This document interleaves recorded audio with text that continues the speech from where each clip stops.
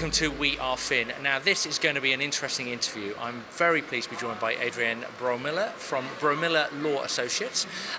Welcome to We Are Fin. Thank you so much. I appreciate it. Good to have you here, and good, I hope, to get a bit of an insight. There's a lot going on in the world at the moment. What's the best way of putting this? Lots of trade deals, starting, ending. What effect are these going to have on the aerospace industry in particular? And we don't really know what's happening. We know little bits of what's happening, don't we?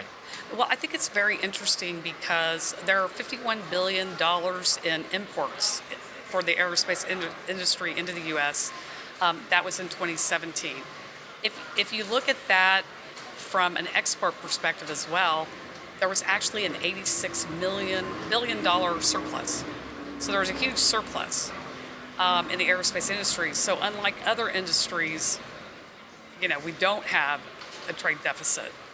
It's unfortunate, however, because these different special duties that are being placed on steel, aluminum, and also on items from China, all of those will have an impact, as well as the U.S. pulling out of the Iran nuclear deal. Companies that were previously dealing in commercial airlines like Boeing, they had planned sales of 110 aircraft to Iran Air. Things like that have to be wound down and terminated. The way that this is being managed domestically and on the world stage, it doesn't sound like that. It sounds it's got a possibility to backfire as a policy. Would you agree with that?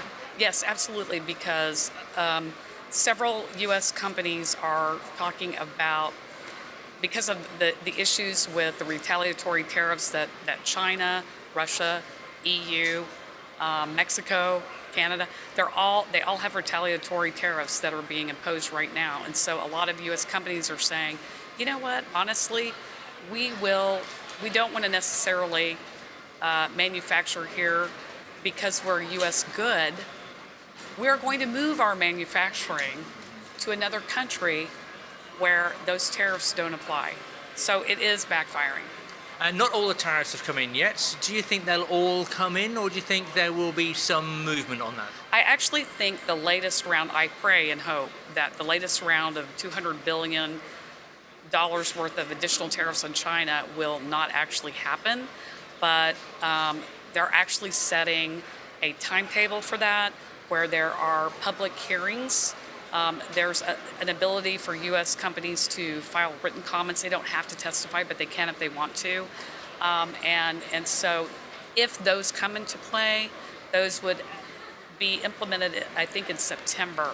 I'm kind of hoping that some things shift and maybe Trump and China will kind of say, hey, let's put the brakes on this because it's just escalating.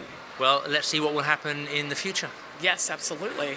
Adrienne, thank you very much. Thank you. I appreciate it. Now, you can get the latest, of course, in everything with those tariffs and how that develops within the aerospace industry. Get the latest news and reports always right here at wearefin.com.